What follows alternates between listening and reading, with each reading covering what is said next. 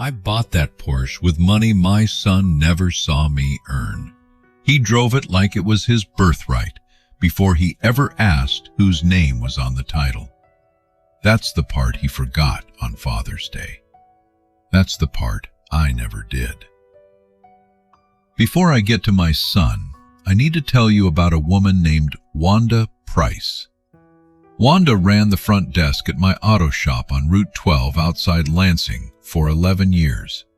She showed up at 6:40 every morning, even though we didn't open till 8, because she liked to have the coffee going before the mechanics rolled in cold. She kept a coffee can full of loose change behind the register for the guys who forgot their lunch money, and she never once wrote down who owed what. When my wife Carol got sick, Wanda was the one who started keeping a folding chair behind the counter just in case I needed to sit down between calls to the hospital. Nobody asked her to do that. She just did it. When Carol died, Wanda closed the shop for exactly 1 day, the day of the funeral, and reopened it herself the next morning so I wouldn't have to think about payroll. She never once mentioned it afterward. That's the kind of person Wanda Price was. And I want you to hold on to her name because she matters to how this story ends. My name's Gary Holt. I'm 58. I own Holt Auto and Diesel, and until about a year and a half ago, I would have told you my biggest flaw was that I let my son get away with things because I didn't want him to grow up feeling what I felt growing up, which was that nothing I did was ever enough. I found out the hard way that there's a difference between giving a kid room to breathe and just never making him answer for anything. My son's name is Brandon. He's 26, smart, better with people than I ever was. And for a long time I told myself the entitlement was just confidence. I paid for his apartment in Ridgeview for 3 years after college while he found his footing. I paid off 2 fender benders without blinking. When he wanted a nicer suit for job interviews, I handed him my card and told him not to worry about the number. I told myself that's what dads do. Looking back, the cracks had been showing for a while before that Father's Day. Small things.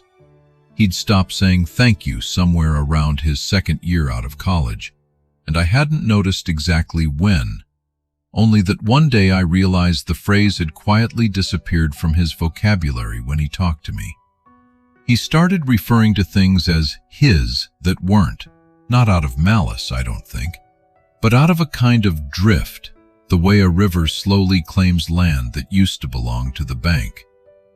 My truck became the truck we use. My cabin up near Higgins Lake became our place, even though he'd been there maybe 4 times in 5 years and never once helped with the upkeep. Here's where I have to tell you about Elijah. Elijah Cross was 17 when he started sweeping floors at my shop 3 afternoons a week, part of a program the county ran for kids who'd aged out of foster care faster than they were ready for. He showed up that first day in a jacket 2 sizes too big and didn't say more than 10 words the whole shift. I didn't push him to talk. I just left tools out where he could watch me use them. And eventually he started asking questions instead of just sweeping around my feet. He's 20 now, full-time, ASE certified, and he still shows up at 6:40 in the morning because Wanda trained him and the habit stuck. Elijah doesn't have people who show up for him. No dad, no mom in the picture. An aunt in Grand Rapids he sees twice a year, so he adopted the shop instead. Every year on the anniversary of Carol's funeral, without me asking, without me ever telling him the date, Elijah brings a coffee and sets it on the counter where Wanda used to keep that folding chair. He's never said why. He doesn't have to. Thursday, June 18th this year, 3 days before Father's Day, Brandon called me at 4:12 in the afternoon. I was under a Silverado with a bad transmission, and I had to have Wanda hold the phone up to my ear because my hands were black to the wrist. "Dad, I need 11 grand by Sunday," he said. No hello. I asked him what for. He said a business deal, something about a friend's app, said it wouldn't wait. I asked him to slow down and explain it properly, and he said, and I'm quoting this exactly because I've replayed it more times than I'd like to admit, "Can you just for once not make everything a whole conversation?" I told him I wanted to understand what I was putting $11,000 into before I wired it. He got quiet for a second, and then he said, "Figure it out yourself then. I'll ask someone who actually helps." He hung up. I lay there under that Silverado a while longer than the job needed. Father's Day was Sunday, June 21st. I'd invited Brandon to the house for dinner. Nothing big, just steaks and the two of us. The first Father's Day since Carol passed that felt like it might not hurt the whole way through. I'd bought a bottle of the bourbon he liked and set 2 glasses out on the counter before he even arrived. The kind of small, hopeful gesture you make when you want an evening to go a certain way. He showed up at 6:50, 20 minutes late, and before he even sat down, he asked if I'd thought about the 11,000. I said I hadn't sent it, and I wasn't going to until he told me the truth about what it was for. That's when something in him just switched off warm. He stood in my kitchen under the light over the table where his mother used to sit, and he said, "You know what? I wish you'd never been my dad. At least then I wouldn't have grown up thinking this was normal." The room went very quiet.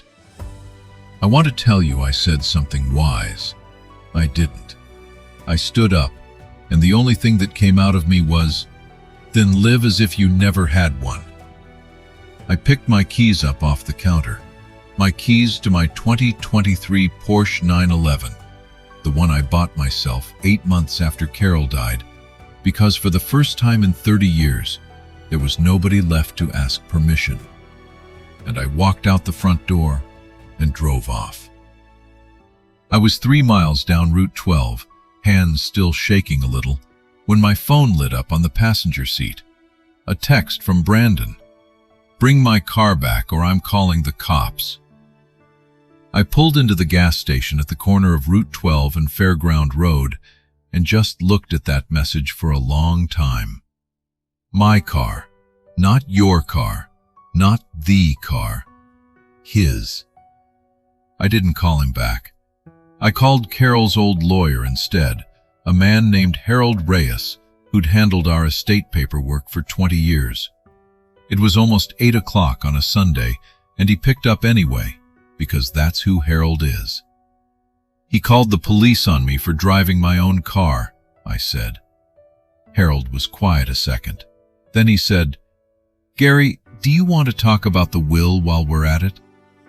I hadn't planned to, but sitting in that gas station lot under a sky that hadn't fully gone dark yet, I told him yes. Here's what most people don't know about me. The shop, the house, everything Carol and I built, it had all been headed to Brandon, split with a smaller share to a scholarship fund we'd set up years back for kids in Elijah's program. I'd never told Brandon the specifics, but he knew the shape of it. He'd known it his whole adult life. He'd been living like a man who already owned things he hadn't earned yet. I told Harold I wanted to restructure it, not out of spite. I want to be honest with you about that, because I know how this sounds. I wasn't shaking with anger sitting in that lot. Something in me had just gone still, the way a shop goes quiet after you finally shut off a machine that's been running too hot for too long. I told Harold I wanted the shop itself, Holt Auto and Diesel, the building, the land, the accounts, to go to Elijah Cross, with Wanda named as an equal partner in the business until she chose to retire. Brandon would keep his mother's jewelry, a modest cash inheritance, and nothing else. The scholarship fund would double. 2 Lansing police officers met me back at my own house 40 minutes later. I want you to picture how that felt. Pulling into my own driveway to find flashing lights waiting for me, over a car with my name on the title, insurance, and registration, all of which I handed over without a word. One of the officers, a younger guy named Officer Ramos, looked at the paperwork, looked at Brandon standing on the porch and said, "Sir, this vehicle is registered to you. There's no crime here." Brandon's face did something I'd never seen it do before. It went blank, and then it went red. He didn't call again that night or the next. By Wednesday, the missed calls from him were up to 11. By Friday, 29. The following Tuesday, 34. He texted a few times too. "We need to talk." Then, "Are you seriously ignoring me?" Then finally, on the 10th day, just my name. "Dad." I let it sit. Harold had the paperwork finalized by then. I hadn't told Brandon yet. He had no idea what was coming, but he would. I finally called him back on a Thursday evening, July 9th, and asked him to meet me at the shop after close, not the house. I wanted him standing on the floor Carol and I built, so he'd understand exactly what he'd been so careless with. He walked in at 7 sharp, still in the polo he wore to whatever office he worked at that month. Elijah was there, pretending to close out a drawer that didn't need closing, giving us room but staying close, the way he does. "You could have just given me the money," Brandon said. "No hello, same as always." "You could have just told me the truth," I said. My voice didn't rise, it didn't need to. I told him about the will, all of it. The shop to Elijah and Wanda, the scholarship fund doubled. His inheritance reduced to what his mother would have wanted him to have without ever having to earn it. He came apart in pieces, right there on the shop floor. First disbelief, then the volume climbing. "This is insane," he said. "You're doing all this over a car in one bad conversation." "It was never about the car," I told him. "The car was just the day I stopped pretending I hadn't noticed." "You're really giving my future to some kid who used to sweep floors here," he said. And I watched Elijah go very still by the register. That's when Elijah finally spoke, quiet, not looking for a fight. "You want to know what actually happened to your poker debt, Brandon?" Brandon turned. "What are you talking about?" "The guy you owe money to. He came by the shop in May looking for you. Said he'd start showing up at your work if he didn't get paid. I didn't want that landing on your dad, so I covered it. $800 out of my own account. Never told anyone. Wasn't planning to tell you either." The shop went silent in a different way than it had a minute before. Brandon stared at Elijah like he was seeing him for the first time in 3 years of walking past him without a glance. "You paid my debt," Brandon said. "And you never said anything." "Didn't do it for credit," Elijah said. "Did it because your dad's had enough taken from him without a stranger showing up at his shop over your mess." I hadn't known that either, not until that exact moment. And I'll tell you honestly, that's the second that finished deciding me, even though the papers were already signed. Not the car, not the police lights. The fact that the kid who used to sweep my floors had quietly protected my son from a consequence he never even knew was coming. And my own son had spent that same season calling me a burden. "He still sweeps them," I said to Brandon. "That's the difference between you two.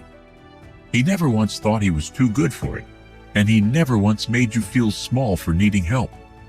You've never done either for anyone." Brandon left without saying goodbye. I haven't heard from him since. Not that night, not through July, not on his own birthday, which came and went 3 weeks ago without a call either direction. I won't sit here and tell you that doesn't cost something. It does. There are nights I look at Carol's picture on the mantle and wonder what she'd say about a Father's Day that ended with police lights in the driveway. But I've stopped waiting to feel guilty about it because I know exactly what I did and why. I gave what I built to the people who actually showed up for it. A woman who kept a folding chair behind a counter for me without being asked. And a kid who quietly paid off a debt he didn't owe, for a family that wasn't fully his, and never once brought it up until the truth mattered more than his own credit. The Porsche is still in my garage. I drive it on Sundays now, windows down. No particular place I need to prove I can go. Wanda still gets there before 7 o'clock even though she doesn't have to anymore. And Elijah is talking about hiring a second apprentice from the same program he came out of. I don't need anything from Brandon anymore. Not an apology, not an explanation, not even a phone call. That's not the same as being at peace with how things ended. It's just its own kind of quiet, and most days that's enough. If this one hit you, if you've ever had to learn the hard way that love and being taken for granted aren't the same thing, I'd love to hear your thoughts. Would you have handed the keys